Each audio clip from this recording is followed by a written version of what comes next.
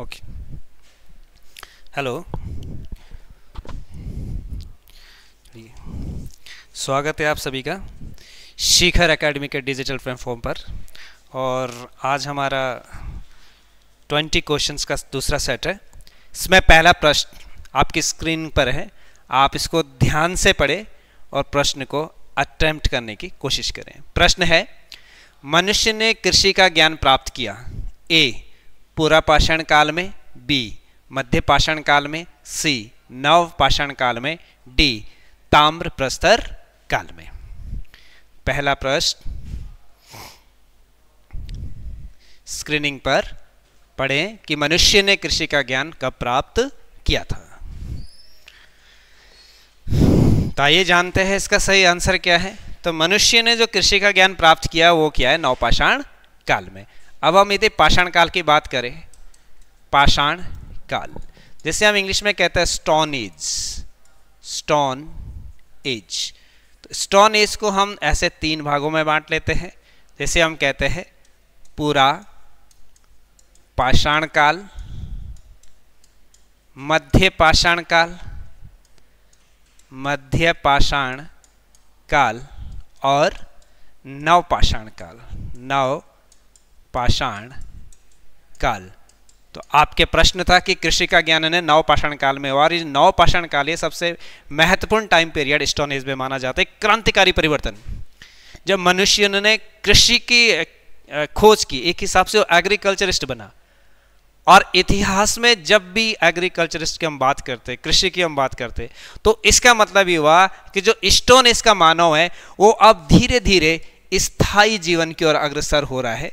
उसका अब स्थायी जीवन है, क्योंकि जब वो एग्रीकल्चर करेगा तो एक जगह रहेगा एग्रीकल्चर करने के लिए, वो एक जगह से दूसरी जगह ज़्यादा नहीं आएगा। तो धीरे धीरे हमें क्या लगने लगा कि नव पाषाण काल तक आते आते जो मानव है उसके अंदर एक प्रकार का स्थायित्व आना स्टार्ट हो गया। इससे हमें इस बात का भी पता चलता है ये जो कृषि यहाँ स्टार्ट हुई। दूसरा, पाषाण काल का जब भी हम अध्ययन करते तो पाषाण काल को हम इतिहास में प्रागैतिहासिक काल के अंतर्गत रखते हैं। प्रागैतिहासिक काल, प्रीहिस्टोरिक पीरियड्स।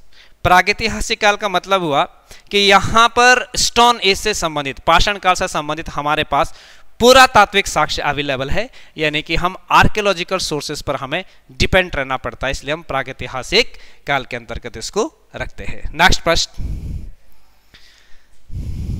प्रश्न है, भारत में सिविल सर्विसेज का पिता किसे कहा जाता है? भारत में सिविल सर्विसेज का पिता किसे कहा जाता है? प्रश्न है कि भारत में सिविल सर्विसेज का पिता किसे कहा जाता है? प्रश्न है A Warren Hastings, B Lord Cornwallis, C Lord Wellesley और D Lord Minto. Steel frame of India, civil services को स्टील फ्रेम ऑफ इंडिया कहते हैं और इसका सही आंसर है लॉर्ड कॉर्नवालिस। भारत में सिविल सर्विसेज के पिता लॉर्ड कॉर्नवालिस है। लॉर्ड कॉर्नवालिस 1793 में एक कॉर्नवालिस कोड आया था, कॉर्नवालिस कोड भी लाया गया था। और ये जो कॉर्नवालिस कोड था ये शक्तियों के पृथक्करण सिद्धांत पर आधारित था। शक्तियों के पृथक्करण सिद्धांत पर आधारित था। शक्तियों के पृथक्करण सिद्धांत पर। कॉर्नवालिस के शासनकाल में हमने देखा है कि बंगाल, बिहार और उड़ीसा जो ब्रिटिश शासन में सबसे महत्वपूर्ण प्रेसिडेंसी थी, उस बंगाल, बिहार, उड़ीसा और उत्तर प्रदेश में यदि हम देखें तो बनारस खंड में हमें जमींदारी व्यवस्था, जमींदारी या स्थाई या स्तंभरारी बंदोबस्त को भी लागू किया था लॉर्ड कॉर्नवालिस के शासनकाल में। दूसरा, लॉर्ड मिंटो को देखें तो लॉर्ड मिंटो के शासनकाल में यदि हम देखते हैं लॉर्ड मिंटो, तो 1906 में यहाँ एक शिष्टमंडल आगा खां के नेतृत्व में एक शिष्टमंडल लॉर्ड मिंटो से मिलने शिमला गया था। और ये एश्योर लॉर्ड मिंटो के द्वारा किया गया था कि हम मुसलमानों के लिए पृथक निर्वाचन क्षेत्र पे बात करेंगे, और इसी के आधार फिर आगे जाकर ये आपके सलीम नवाब जो थे ढाका के सलीम, उनके उसमें ये मुस्लिम लीग की स्थापना की गई थी 1906 में। नेक्स्ट प्रश्न,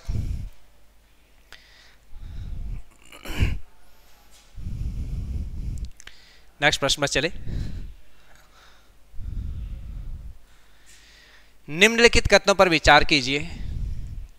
पहला है, उद्देश्य प्रस्ताव 13 दिसंबर 1946 को प्रस्तुत किया गया। दूसरा, उद्देश्य प्रस्ताव सरदार वल्लभ भाई पटेल द्वारा लाया गया था। उपयुक्त में से कौन से कथन सत्य है? केवल एक, केवल दो, एक और दो दोनों, डी ना तो एक और ना ही दो। तो प्रश्न कह रहा है, प्रश्न है आपके पास, उद्देश्य प्रस्ताव 13 दिसंबर 1946 को प्रस्तुत किया, बिल्कुल जेएल नेहरू के द्वारा, जवाहर लाल नेहरू के द्वारा, सही बात है। उद्देश्य प्रस्ताव सरदार वल्लभ भाई पटेल ने बिल्कुल भी नहीं प्रस्तुत किया, जेएल नेहरू के द्वारा किया गया 13 दिसंबर 1946 को। पहला सही है, दूसरा गलत है, तो इसका आंसर हो गया ए। उद्देश्य प्रस्ताव ही है, जिसको अब आप प्रस्तावना भी कहते हैं, ये उद्देश्य प्रस्ताव है, जिसे आगे जाके हम प्रस्तावना में देखते हैं, प्रियम्बल में देखते हैं क्या क्या उद्देश्य हमें प्राप्त करने हैं, कहाँ तक हम उद्देश्य को प्राप्त कर पाए, ये सारी चीज़ें उद्देश्य प्रस्ताव में थी, जो बाद में प्रस्तावना हो गई है। नेक्स्ट देखें, नेक्स्ट प्रश्न,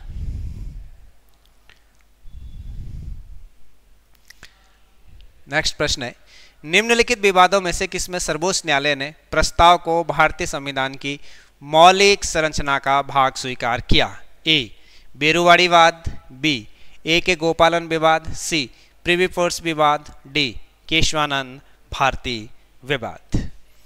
निम्नलिखित विवादों में से किसमें सर्वोच्च न्यायालय ने प्रस्तावना होगा, ये प्रस्तावना को भारतीय संविधान की मौलिक संरचना स्वीकार किया था? भारतीय संविधान की मौलिक संरचना स्वीकार किया था। तो भारतीय संविधान की मौलिक संरचना, तो ये आपका आंसर है केशवानंद भारती। केशवानंद भारती, इसका आंसर है केशवानंद भारतीवाद, जो आपको आया है 23 अप्रैल 1973 को केशवानंद भारतीवाद आया है। और केशवानंद भारतीवाद में पहली बार प्रस्तावना को संविधान का भाग स्वीकार किया गया है, भाग स्वीकार किया गया है। दूसरा, केशवानंद भारतीवाद में एक बेसिक स्ट्रक्चर की बात आई है, इनकी संघीय संरचना की बात आई है, बेसिक स्ट्रक्चर की बात आई है कि प्रस्तावना में संशोधन किया जा सकता है, बट उसका जो मूलभूत ढांचा है, उसका जो मूलभूत ढांचा है, बेसिक स्ट्रक्चर है, उसमें किसी प्रकार का कोई परिवर्तन नहीं किया जाता है। तो ये बड़ा ही माइलस्टोन था, जिसमें पहली बार केशवानंद भारतीवाद में पहली बार एक 13 जजेस की बेंच बैठी थी, 13 जजेस की बेंच थी इसमें, जिसे यदि किसी बेंच में 11 जजेस हो तो उसे हम संवैधानिक बेंच कहते हैं, कॉन्स्टिट्यूशनल बेंच कहते हैं, संवैधानिक बेंच कहते हैं, संवैधानिक बेंच। तो इसी प्रकार की पहली जो बेंच थी वो केशवानंद भारतीवाद में बैठी थी, जिसने ये कहा था कि प्रस्तावना संविधान का भाग है, प्रस्तावना में संशोधन किया जा सकता है, बट उसका जो मूलभूत ढांचा है उसको किसी प्रकार से क्षतिग्रस्त नहीं किया जा सकता है। अब प्रस्तावना भारतीय संविधान का भाग है या नहीं, इस प्रकार का पहला विवाद जो हमारे सामने शुरू हुआ वो आता बेरुवाड़ीवाद से ये स्टार्ट हुआ था कि क्या प्रस्तावना भारतीय संविधान का भाग या नहीं। तो बेरुवाड़ीवाद जो आता है वो प्रस्तावना से संबंधित, वो 1960 में आता है। बेरुवाड़ी एक जगह पड़ती है वेस्ट बंगाल में, तो बेरुवाड़ी विवाद सबसे पहले 1960 में आता है, जिसमें साफ मना कर दिया गया कि जो प्रस्तावना संविधान का भाग नहीं है। फिर 1964 में सज्जन कुमार बनाम राजस्थान राज्य आता है, जिसमें ये कहा गया था कि बेरुवाड़ीवाद में दिए गए जो डिसीजन है उस पर दोबारा निर्णय लेना चाहिए, जो निर्णय इससे पहले दिया गया। फिर हमारे पास एक विवाद आता है 1967 में, जिसे गोलकनाथ विवाद हम कहते हैं। उस गोलकनाथ वाद में ये बताया गया था 1967 गोलकनाथ बनाम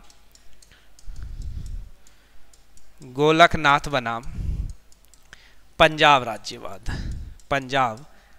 राज्यवाद इसमें प्रस्तावना के संबंध में कहा गया कि प्रस्तावना संविधान की आत्मा है, शाश्वत है और अपरिवर्तनीय है।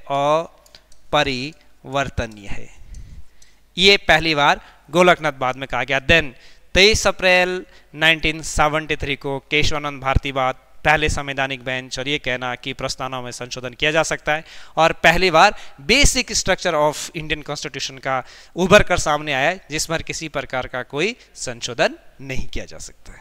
नेक्स्ट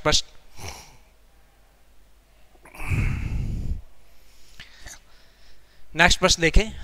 अनुच्छेद 1 में उल्लेखित भारत संघ शब्द से क्या आशय है? ए, राज पद्धति का प्रकार व स्रोत, बी, देश का नाम और राज पद्धति, सी, देश का नाम और दर्शन, डी, राज पद्धति का प्रकार व दर्शन।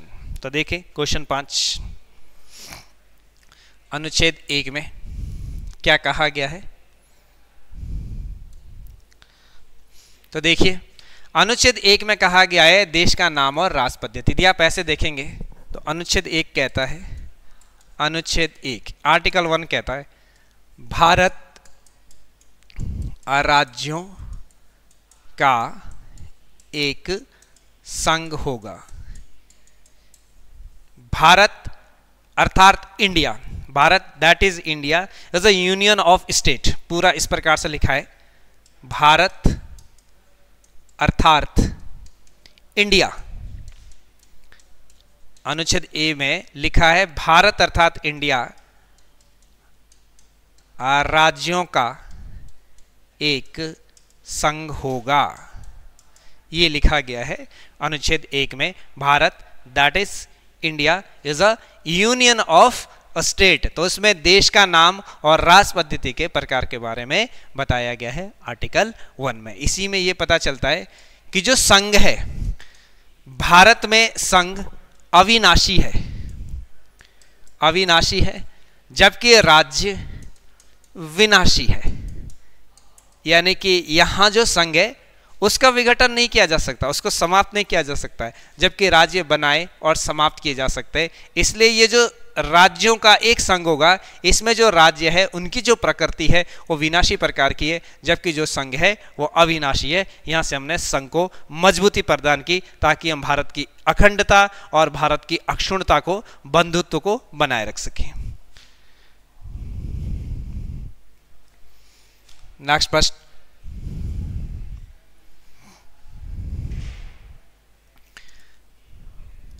प्रश्न, देखिए। भारत की संसद किसी राज्य में से उसका राज्य क्षेत्र अलग करके अथवा किसी राज्य क्षेत्र को किसी राज्य के भाग के साथ मिलाकर नए राज्य का निर्माण कर सकेगी। इसके बारे में निम्नलिखित में से कौन सी पद्धति सही है? ए, साधारण बहुमत द्वारा तथा सामान्य विधायी प्रक्रिया द्वारा। दूसरा, राष्ट्रपति की अनुशंसा से जो आमतौर पर विधेयक को उस या उन राज्य या राज्यों के विधानमंडल को भेजते हैं जो विधेयक में प्रस्तावित परिवर्तन से प्रभावित होने वाला है। तीसरा, राष्ट्रपति को दी गई प्रधानमंत्री की सलाह से। तो नीचे दिए गए कोड का प्रयोग करें। ए, केवल 1 और 2, बी 1, 2 और 3, सी केवल 2, डी 1 और 2। तो देश का आंसर दीजिए 6 का। भारत की संसद राज्य में उसका राज्य क्षेत्र अलग करके अथवा उसके राज्य क्षेत्रों किसी राज्य के भाग के साथ मिलाकर नए राज्य का निर्माण कर सकेगी। इसके बारे में कौन सी पद्धति सही है? तो देखिए, साधारण बहुमत द्वारा सामान्य विधायी प्रक्रिया बिल्कुल सही।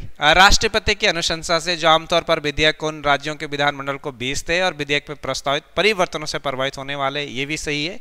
और राष्ट्रपति को दी गई प्रधानमंत्री की सलाह से, तो ये तीनों ही सही है, क्योंकि राष्ट्रपति को दी गई प्रधानमंत्री की सलाह के अनुसार पर ही होता है, क्योंकि साफ लिखा गया है कि भारत का एक राष्ट्रपति होगा आर्टिकल 52 में, और आर्टिकल 53 में लिखा गया है कि राष्ट्रपति को सलाह एवं सहायता देने के लिए उसके अधीनस्थ अधिकारी होंगे, उनके अनुसार वो कार्य करेगा। और आर्टिकल 74 को यदि हम देखें तो उसमें लिखा गया है कि राष्ट्रपति को सहायता एवं सलाह देने के लिए मंत्रिपरिषद होगी, और सामान्यतः वो मंत्रिपरिषद की सहायता और सलाह के अनुसार कार्य करेगा और मंत्री परिषद का हेड ऑब्वियसली प्रधानमंत्री है, तो इसलिए तीनों कथन सही हो जाते हैं। नेक्स्ट, निम्नलिखित में से किस वर्ष नागरिकता अधिनियम 1955 में संशोधन नहीं किया गया? ए 1986, बी 1973, सी 2003 और डी 2005। तो किन में से एक वर्ष इसमें संशोधन नहीं किया गया है? तो नागरिकता अधिनियम यदि हम देखें तो नागरिकता संविधान के भाग 2 में है, ठीक है। यहां भारत में एकल नागरिकता का प्रावधान है, एकल नागरिकता का, सिंगल सिटीजनशिप ब्रिटेन से हमने ली है। अनुच्छेद 5 से 11 तक वर्णन है। अनुच्छेद 5 से कि जब भारत का संविधान लागू हुआ तो उस टाइम नागरिकता के क्या प्रावधान थे। अनुच्छेद 6 कि जो लोग पाकिस्तान से भारत में आए उनके लिए नागरिकता के क्या प्रोविजन है। अनुच्छेद 7 कि जो लोग भारत से पाकिस्तान गए उनके संबंध में नागरिकता के क्या प्रावधान है। 8 कि विदेशों में रहने वाले जो भारतीय मूल के लोग हैं उनके संदर्भ में नागरिकता के प्रावधान। तो इस प्रकार से अनुच्छेद 9, अनुच्छेद 10, 11 इसमें बताया गया है। खासकर यदि अनुच्छेद 11 में हम देखें कि नागरिकता से संबंधित जो भी कानून बनाने का अधिकार है वो भारत की संसद को है, नागरिकता से कानून बनाने का अधिकार। लेकिन आर्टिकल 5 से लेकर 11 तक जो भी नागरिकता का वर्णन किया गया, इसमें कहीं भी किसी भी अनुच्छेद में ये नहीं लिखा गया है कि भारत के नागरिकता का अर्जन कैसे कर सकते। यानी कि यदि कोई व्यक्ति भारत के नागरिकता को प्राप्त करना चाहते हैं तो उसको एक्वायर कैसे करेंगे। तो इसलिए हमने नागरिकता संशोधन अधिनियम लाया। भारतीय नागरिकता अधिनियम हमने लाया। और ये जो भारतीय नागरिकता अधिनियम लाया 1955 में हमने लाया, 1955 में भारतीय नागरिकता अधिनियम लाया गया। इसके द्वारा हमने 2 चीजों को देखा। पहला कि भारतीय नागरिकता को कैसे प्राप्त करेंगे, 5 प्रकार से प्राप्त करते, और भारतीय नागरिकता का परित्याग तो 3 प्रकार से करते। तो ये भारतीय नागरिकता अधिनियम 1955 में है कि अर्जन इनके how to acquire Indian citizenship और रिनंसिएशन ऑफ इंडियन सिटीजनशिप वो 1955 में हमने लाया कि 5 प्रकार से भारतीय नागरिकता को प्राप्त किया जा सकता है और 3 प्रकार से। 5 प्रकार जन्म के आधार पर, वंश के आधार पर, देशीयकरण और पंजीकरण। और आप ये देख लीजिए कि किसी भूभाग को यदि भारत में सम्मिलित कर लिया जाता है तो वो स्वयं ही भारत की नागरिकता उन्हें प्राप्त हो जाती है। तो इसी प्रकार कि रिनंसिएशन के द्वारा, बर्खास्ती के द्वारा पंजीकरण गलत पाया गया तो उस प्रकार से भारतीय जो नागरिकता वो समाप्त की जाती है। तो इसमें भारतीय नागरिकता जो अधिनियम 1955 में आया है उसको पहले 1986 में संशोधित किया गया, फिर 1992 में ये संशोधित हुआ है, फिर 2003 में संशोधित हुआ है, फिर 2005 में इसमें संशोधन हुआ है, फिर 2015 में इसमें संशोधन हुआ है, लेटेस्ट 2019 में संशोधित हुआ है, जिससे अफगानिस्तान और बांग्लादेश और पाकिस्तान में जो बहुसंख्यक हिंदू, सिख लोग हैं वो यदि भारत में आना जाए तो उसके लिए स्पेशल प्रोविजन इसमें किए गए। तो इसका आंसर हो गया बी। नेक्स्ट प्रश्न की तरफ चले। नेक्स्ट प्रश्न है, बंदी प्रत्यक्षीकरण किन व्यक्ति को प्राप्त नहीं है? Habeas corpus. बंदी प्रत्यक्षीकरण किन व्यक्तियों को प्राप्त नहीं है? ए निवारक नजरबंदी में गिरफ्तार व शत्रु देशीय, बी शत्रु देशीय व मित्र देशीय, सी आतंकवादी व मित्र देशीय, डी भारतीय व शत्रु देशीय। तो देखिए इसका आंसर बंदी प्रत्यक्षीकरण किसको प्राप्त नहीं है। तो यदि हम पहले देखें कि बंदी प्रत्यक्षीकरण को हम इंग्लिश में बोलते हैं habeas corpus. Habeas corpus is a Latin American word, Latin American शब्द है जिसका अर्थ होता है सशरीर व्यक्ति को न्यायालय के सम्मुख प्रस्तुत करना, यह अर्थ होता है। लेकिन यदि किसी व्यक्ति को, चूंकि हम देखते हैं कि आर्टिकल 23 तो ये सुप्रीम कोर्ट का मूल अधिकारों को संरक्षण करने के लिए प्राप्त एक आर्टिकल है, जिसमें 5 प्रकार के रीटें हैं: बंदी, प्रत्यक्षीकरण, परमादेश, प्रतिषेध, उत्प्रेषण और अधिकार परीक्षा। तो इसी के आधार हम कहते भी है कि जो सर्वोच्च न्यायालय है वो मूल अधिकारों का संरक्षण करता है, custodian of a human rights, क्योंकि उसके इन रीटों के थ्रू कहीं ना कहीं वो आपको आपके अधिकारों का संरक्षण करता है। अब यहाँ ये बताया गया कि किसको ये अधिकार प्राप्त नहीं है, यानी कि भारत के नागरिक होने के नाते आपको मूल अधिकार दिए गए हैं, भाग 3 में दिए गए हैं मूल अधिकारों के बारे में, 12 से लेकर 35 तक में बताया गया मूल अधिकारों के बारे में। लेकिन प्रश्न ये कह रहा है कि किनको प्राप्त नहीं है, तो इसमें आंसर ए होगा, निवारक नजरबंदी में गिरफ्तार व शत्रु देशीय। निवारक निरोध, निवारक निरोधक कानून, यदि इसके तहत किसी को गिरफ्तार किया जाता है तो उसको बंदी प्रत्यक्षण लागू नहीं है। और निवारक निरोध कानून के बारे में देखेंगे तो आर्टिकल 22 में बताया गया है। आर्टिकल 22 का 2 पार्टों में हम इसको डिवाइड करते हैं, फर्स्ट और सेकंड पार्ट में पूरा का पूरा आर्टिकल 22 में निवारक निरोध, इंग्लिश में प्रिवेंटिव डिटेंशन के बारे में बताया गया। यदि कोई व्यक्ति किसी समाज के लिए, देश के लिए बहुत बड़ा खतरा है और उसको गिरफ्तार करना जरूरी है, बट ऐसा हमारे पास एविडेंस भी नहीं है, तो आप किसी को शक के आधार पर गिरफ्तार कर सकते हो, क्योंकि वो किसी कंट्री के लिए बहुत बड़ा थ्रेट है। तो उस स्थिति में व्यक्ति के ऊपर बंदी प्रत्यक्षीकरण लागू नहीं होता है। नियम यह है कि उस व्यक्ति को जिसको आपने निवारक निरोध कानून के तहत, उनकी प्रिवेंटिव डिटेंशन के तहत डिटेन किया हुआ है, उसको अधिकतम 3 महीने तक आप डिटेन कर सकते हो।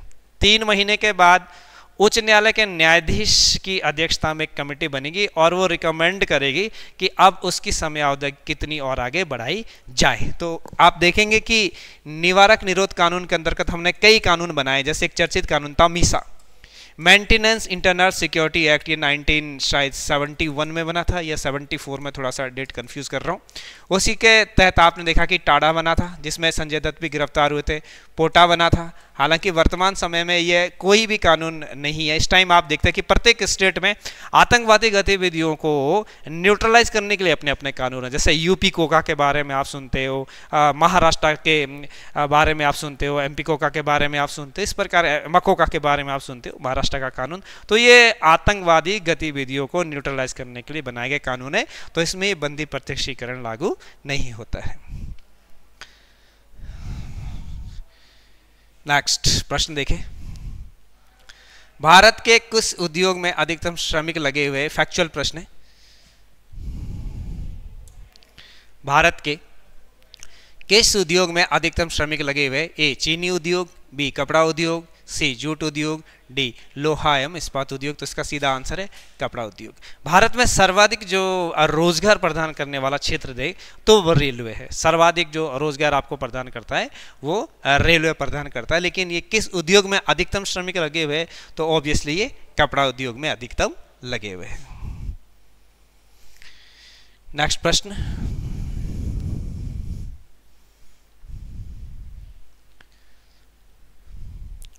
प्रश्न देखें,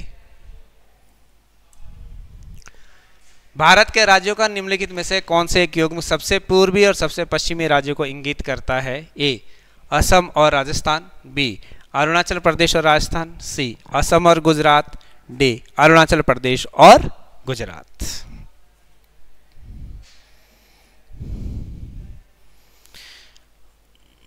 भारत के राज्य में निम्नलिखित से कौन सा युग्म सबसे पूर्वी और पश्चिमी राज्यों को इंगित करता है? सबसे पूर्वी और पश्चिमी राज्यों को इंगित करता है। सबसे पूर्वी और पश्चिमी राज्यों को इंगित करता है। तो इसका सही आंसर सबसे पूर्वी और पश्चिमी राज्य अरुणाचल प्रदेश और गुजरात हो गया। सबसे पूर्वी और पश्चिमी राज्य आपने देखा होगा, अरुणाचल प्रदेश से भी हाल में कुछ साल, 1-1.5 साल पहले गृह मंत्री साहब ने एक वो एक लॉन्च भी किया था किसी प्रोग्राम को, जिससे ये था कि जो लोग गांव से माइग्रेशन कर रहे हैं उस माइग्रेशन को रोका जाए। तो इस प्रकार का जो प्रोग्राम यहाँ से चलाया गया था। और सबसे ईस्टर्न यदि आप बिंदु भी देखते हो तो कीबुथुई पड़ता है, कीबुथुई ही पड़ता है। सबसे ईस्टर्न पॉइंट हमारे पास अरुणाचल प्रदेश में पड़ता है। और इसी प्रकार से गौर माता, गौर माता सबसे पश्चिमी बिंदु है जो गुजरात में पड़ता है। तो आंसर हो गया डी। वाइब्रेंट विलेज प्रोग्राम, जो प्रोग्राम यहाँ चलाया गया था अरुणाचल प्रदेश में, उस प्रोग्राम का नाम था वाइब्रेंट विलेज प्रोग्राम। नेक्स्ट प्रश्न, निम्नलिखित में से किन राज्यों से होकर कर्क रेखा गुजरती है? नीचे दिए गए कोड का प्रयोग कर सही उत्तर चुनें। ए छत्तीसगढ़, मिजोरम, त्रिपुरा, राजस्थान। ए केवल 1 और 2, बी 3, 2 और 3, सी 2, 3 और 4, डी उपर्युक्त सभी। तो इस प्रश्न को देखें। ठीक है, तो इस प्रश्न का कर्क रेखा गुजरती है, सभी से होकर गुजरती है। कर्क रेखा भारत के 8 राज्यों से होकर गुजरती है, जिसमें आप देखेंगे राजस्थान है, राजस्थान से होकर जाती है ये। और ऐसे लास्ट में आप मिजोरम तक आप इसको देखेंगे तो इसके अंतर्गत टोटल 8 राज्य आते हैं जिनसे होकर ये रेखा गुजरती है। तो यहाँ आंसर हो गया डी। फैक्चुअल प्रश्न है। नेक्स्ट प्रश्न,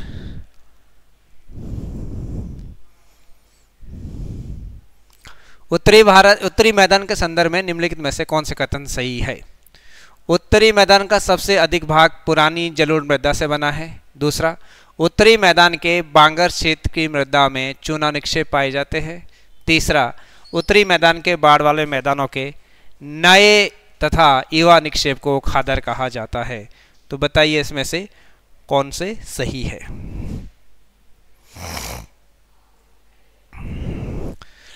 तो उत्तरी मैदान का सबसे अधिक भाग पुरानी जलोढ़ मृदा से बना है, बिल्कुल सही बात है। नदियों द्वारा जो अपने साथ कंकड़, पत्थर, मिट्टी एक्सेट्रा लाए जाते हैं, तो जब वो धीरे धीरे जमा हो जाते हैं तो उसके बाद नदियाँ फिर वो जो रास्ता है वहाँ से चेंज कर देती है, तो वो उसे हम पुरानी जलोढ़ मृदा भी कहते हैं। फिर नदियाँ दूसरे साइड से चली जाती है तो वो नवीन जलोढ़ अपने साथ लाती रहती है, इसे हम खादर भी कहते हैं। तो उत्तरी मैदान का सबसे अधिक भाग पुरानी जलोढ़ मृदा से बना हुआ, बिल्कुल सही। उत्तरी मैदान के बांगर क्षेत्र की मृदा में चूना निक्षेप, बिल्कुल सही। बांगर क्षेत्र क्या होता है कि जो बांगर क्षेत्र है, बांगर क्षेत्र ये भी एक प्रकार की पुरानी जलोढ़ मृदा से बना है, पुरानी जलोढ़ मृदा से बना है। लेकिन बांगर क्षेत्र क्या है, ऊंचे होते हैं, ऊंचे होते हैं, इसलिए आप देखेंगे कि ज़्यादातर इधर लोगों ने अपने घर बसाने स्टार्ट कर दिया है। और इसके बगल में जहां नदियां प्रतिवर्ष बाढ़ से नवीन जलोढ़ मिट्टी ला रही है वो खादर प्रदेश होता है। तो खादर प्रदेश के जस्ट बगल में ऊंचाई पर स्थित जो क्षेत्र होता है उसे बांगर क्षेत्र कहते हैं, और उसमें चूना निक्षेप की प्रधानता होती है। उत्तरी मैदान के बाढ़ वाले मैदानों में नए तथा युवा निक्षेप, हमने कहा कि प्रति वर्ष नदियों द्वारा लाई गई जलोढ़ मृदा को हम खादर कहते हैं। तो आंसर हो गया डी। नेक्स्ट प्रश्न,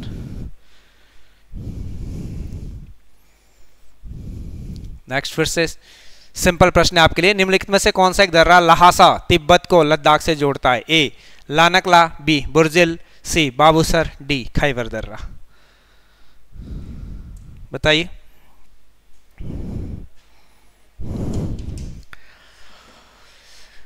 तो निम्नलिखित में से कौन सा एक दर्रा लहासा को लद्दाख से जोड़ता है? लानकला दर्रा है, बिल्कुल, ये लहासा को लद्दाख से जोड़ता है, लद्दाख क्षेत्र में है। बुर्जिल जम्मू कश्मीर में है, आपका खैबर पाकिस्तान में है, पाकिस्तान में है खैबर दर्रा, पाकिस्तान और अफगानिस्तान की सीमा पर।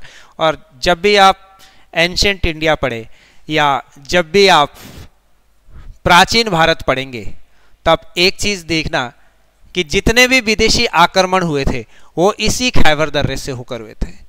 जितने भी आक्रमणकारी, हकामनी आए होंगे ईरान से, सिकंदर आया होगा, उसके बाद दिल्ली सल्तनत में आए होंगे, कोई भी हुए, वो इसी खैबर दर्रे का इस्तेमाल करते थे, सिवाय एक शक्ति को छोड़कर जिसने समुद्र का रास्ता भारत के लिए अपनाया था, जो थे ब्रिटिश या यूरोपीय कंपनियां। तो इसका आंसर हो गया ए।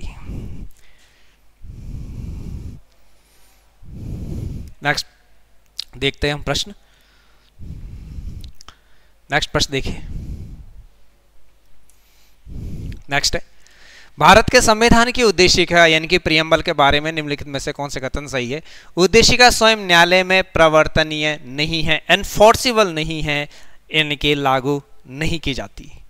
उद्देशिका उन उद्देश्यों को बताती है जिन्हें संविधान स्थापित करना और आगे बढ़ाना चाहता है। सी, उद्देशिका उस स्रोत को इंगित करती है जहां से संविधान अपने प्राधिकार प्राप्त करता है। उपरोक्त दिए गए कूट का प्रयोग कर सही उत्तर चुने। पहले सही से पढ़ें, सही से समझे और फिर सही से उत्तर चुने। 1, 2 और 3, बी केवल 1 और 2, सी केवल 1 और 3, डी केवल 2। तो इस प्रश्न को ध्यान से पढ़ें। उद्देशिका के बारे में बताया गया है, प्रियम्बल ऑफ इंडिया जो स्टार्ट होती है द पीपल ऑफ इंडिया से, हम भारत के लोग, we the people of India से, हम भारत के लोग से स्टार्ट होता है। तो पहला देखें कि उद्देशिका इनकी प्रियम्बल स्वयं न्यायालय में प्रवर्तनीय नहीं है, बिल्कुल भी नहीं। इसके थ्रू आप ये नहीं कह सकते कि आप न्यायालय जाए कि हमने कोई बात लागू नहीं की है तो डायरेक्ट आप न्यायालय नहीं जा सकते। जैसे मूल अधिकार के संबंध में कि यदि आपके मूल अधिकार का हनन होता है तो संरक्षण देता है, सुप्रीम कोर्ट देता है, हाई कोर्ट देता है, और सुप्रीम कोर्ट तो अनन्य संरक्षण करता है, एक्सक्लूसिव राइट्स आपका कस्टोडियन से। बट यदि ऐसा प्रियम्बल के साथ होता है तो आप चैलेंज नहीं कर सकते कोर्ट में। बट एक पर्टिकुलर चीज में नहीं चैलेंज कर सकते कि आप केवल एक प्रियम्बल का कोई शब्द लेके और उसे चैलेंज करें। बट जब हम ओवरऑल इसको पढ़ते हैं ना तो प्रियम्बल में बहुत सारी चीजें, जैसे प्रियम्बल में समानता के अधिकार के बारे में भी बताया गया, समानता के बारे में भी बताया गया, तो वहां जो उस चीज को तो आप चैलेंज नहीं कर सकते। बट समानता का अधिकार यदि इंटीग्रेटेड फॉर्म में हम पढ़ेंगे तो मूल अधिकार पूरा का पूरा, उस स्थिति में तो आप उसको चैलेंज कर सकते हैं। और भी कई प्रकार की चीजें जो प्रियम्बल में लिखी गई है और आगे जाके उसको एलैबोरेट किया गया है, तो ऐसे इंटीग्रेटेड फॉर्म में यदि हम अलग अलग पार्ट में देखेंगे तब तो उसको चैलेंज किया जा सकता है। बट अकेले, जैसे यहां बोल रहा उद्देशिका स्वयं में मतलब अकेले, मिलाकर नहीं, भारतीय संविधान के पार्टों को मिलाकर नहीं, अकेले, तो अकेले वो इन्फोर्सिबल नहीं होती न्यायालय में। उद्देशिका उन उद्देश्य को बताती जिन्हें संविधान स्थापित करता आगे बढ़ाना चाहता। बिल्कुल, क्या उद्देश्य हमारे कितने हमने उसको मीट कर लिए। हमने आर्थिक समानता, सामाजिक समानता, राजनीतिक समानता, राजनीतिक न्याय के बारे में, आर्थिक न्याय के बारे में कितने हमने जो टारगेट प्राप्त कर लिए। आईना एक प्रकार का प्रियम्बल से जो दिखाता है हमें क्या क्या चीजें प्राप्त करनी है। बिल्कुल सही। उद्देशिका उस स्रोतों को इंगित करती जहां संविधान अपना प्राधिकार प्राप्त करता है। बिल्कुल, संविधान अपना प्राधिकार प्राप्त करता है, बिल्कुल सही। अंततः उद्देशिका में लिखा ही हुआ है, स्टार्टिंग ही है, be the people of India, जिसका मतलब हुआ कि सारी की सारी शक्तियां भारत के लोगों में निहित है। तो आंसर ए हो गया इसका। नेक्स्ट प्रश्न, आधुनिक भारत का पिता किसे कहा जाता है? तो बताइए, स्वामी विवेकानंद, ईश्वर चंद्र विद्यासागर, राजा राममोहन राय, गोपाल कृष्ण गोखले।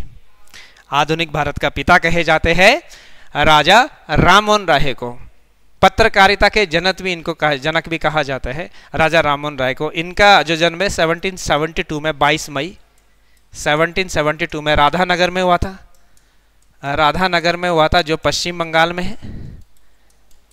और इनको राजा की जो उपाधि है वो मुगल सम्राट अकबर द्वितीय के द्वारा दी गई थी। अकबर द्वितीय के द्वारा दी गई थी। और इसी उपाधि के साथ अकबर द्वितीय ने इनको इंग्लैंड के राजा विलियम चतुर्थ के दरबार में भेजा था।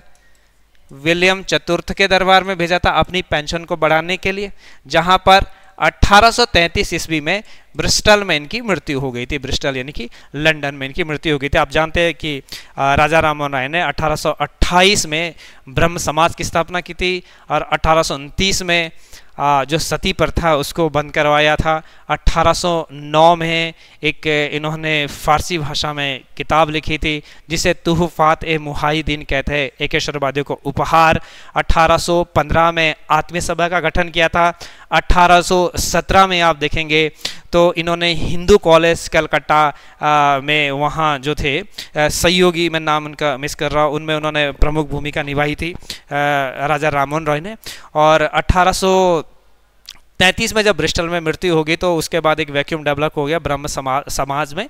और उसके बाद कुछ समय ब्रह्म समाज की जो बागडोर है वो देख लीजिए आपकी वो विद्या वागीश के हाथों में आती है कुछ समय के लिए।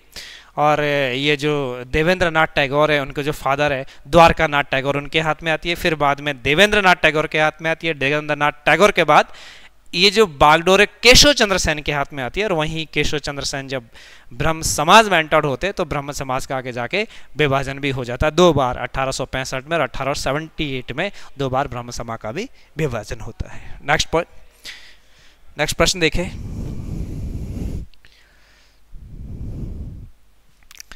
नेक्स्ट प्रश्न है, निम्नलिखित पशुओं में से कौन हड़प्पा की मोहरों से प्राप्त नहीं हुआ है?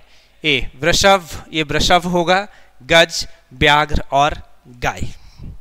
तो फैक्चुअल प्रश्न है, सीधा प्रश्न है। गाय का अंकन हमें कहीं नहीं मिलता है, गाय हमें वैदिक में मिलती है, ऋग्वैदिक में मिलती है गाय हमें। ऋग्वैदिक आर्यों का जो प्रमुख वो है वो गाय है, वो गाय को ऋग्वैदिक आर्य अघन्या बोलते हैं, ना मारने योग्य बोलते, तो उनका प्रमुख पशु है। बाकी गज, वृषभ और व्याघ्र के बारे में हड़प्पा की मोहरों से हमें प्राप्त होता है, जबकि गाय के बारे में हमें जानकारी नहीं मिलती है। नेक्स्ट प्रश्न हम देखते हैं, सैंधव सभ्यता के सबसे पूर्वी स्थल आलमगीरपुर का उत्खनन किया गया था? ए वाई.डी. शर्मा द्वारा, बी ए घोष द्वारा, सी वी.के. थापर द्वारा, डी बी बिलाल द्वारा। सैंधव सभ्यता के सबसे पूर्वी स्थल यदि हम ऐसे भी मान लें इसको,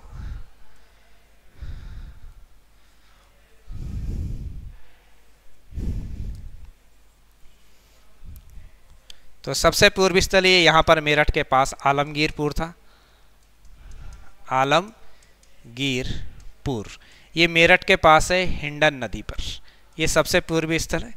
तो इसकी जो खोज की गई थी वो वाई.डी. शर्मा के द्वारा की गई थी, यज्ञदत्त शर्मा के द्वारा 1953 में इसकी खोज की गई थी। सबसे उत्तरतम बिंदु हम मांडा में देखते हैं, फिर इधर हम सूद कांगेंडोर में देखते हैं, और इधर दक्षिण की ओर हम चले जाए तो दईमाबाद देखते हैं। पूरा का पूरा एक त्रिभुजाकार चित्र हमें इसका दिखाई पड़ता है। नेक्स्ट प्रश्न, निम्नलिखित में से कौन सा प्रागैतिहासिक स्थल नहीं है? निम्नलिखित में से कौन सा प्रागैतिहासिक स्थल नहीं है? ए कौशाम्बी, बी नेवासा, सी ब्रुजहोम और डी ब्रह्मागिरी। तो कौन सा प्रागैतिहासिक स्थल नहीं है? इसमें देखिए भाई, कौशाम्बी प्रागैतिहासिक स्थल नहीं है। ये आपका देखेंगे हम तो मौर्य वंश से संबंधित है। यहाँ हमें प्रयाग प्रशस्ति के बारे में मिलता है, प्रयाग प्रशस्ति के बारे में मिलता है, कौशाम्बी अभिलेख मिलता है जिसमें हमें अशोक की रानी कारुबाकी के बारे में वर्णन मिलता है। बाकी नेवासा महाराष्ट्र में प्रागैतिहासिक स्थल है, ब्रह्मगिरी कर्नाटक में प्रागैतिहासिक स्थल है, बुर्जहोम जम्मू कश्मीर में प्रागैतिहासिक स्थल है। तो इसको आप एलिमिनेट कर दीजिए। नेक्स्ट प्रश्न,